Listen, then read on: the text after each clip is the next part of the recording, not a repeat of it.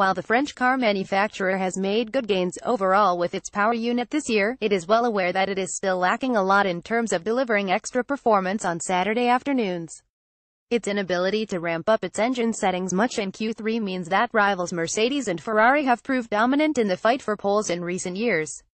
In an exclusive interview with Motorsport.com, Renault F1 Managing Director Cyril Abiteboul says his company is working hard on lifting its qualifying performance, and reckons it has perhaps been punished in the past from being a little too conservative in what it has done in F1.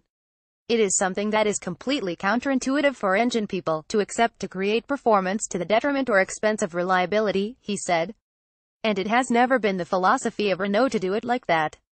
We have always been in the history of Renault in F1, in terms of engine development, on the conservative side when it comes to developing performance. I think it is still a handicap. We are trying to pull ourselves from that philosophy, but it is a big change of mindset that will be coming with the new people who are joining our organization. Half a second gap. Renault believes that the small deficit it has in race pace now is within an acceptable level, whereas it knows the 0.5 seconds it loses to Mercedes in qualifying needs to be addressed. Abiteboul added, I think it is quite visible that in race format we've done a step forward, in the sense we have reduced the deficit. There is still a small deficit which in my opinion, you can argue whether it is 0.2 or 0.4, and it will depend on the track. But I think this is what we are talking about, between 2 and 0.4 in race mode. Definitely it is the type of deficit which the best chassis are able to handle.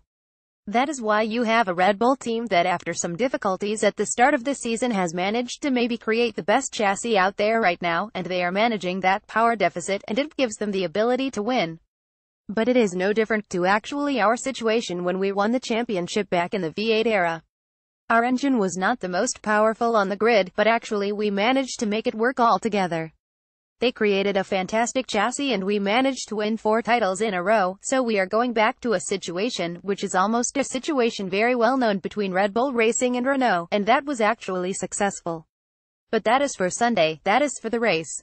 I cannot describe a similar situation for Saturday. It is going back to this: how do we accept to create performance to the detriment of reliability, and we are not there yet.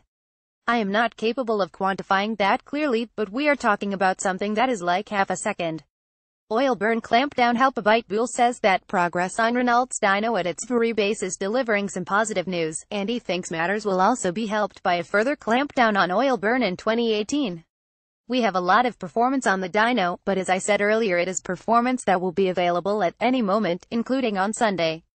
So that is great news, as it means the performance we have on the dyno should put us in a very, very decent position to say the least against Mercedes on a Sunday. Right now, we are still handicapped by whether we can allow ourselves to create performance at the expense of reliability, which is what I believe what we will need in order to catch up on Saturday.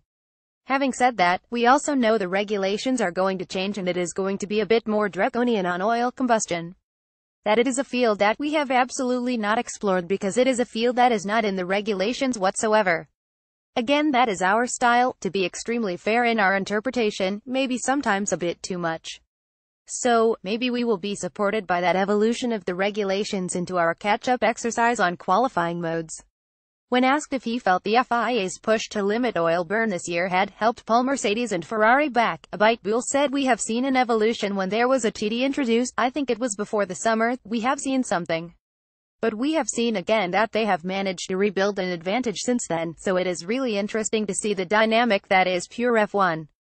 There is a new rule, a new TD, it has an impact on relative competitiveness, and then again, I think things are again moving again.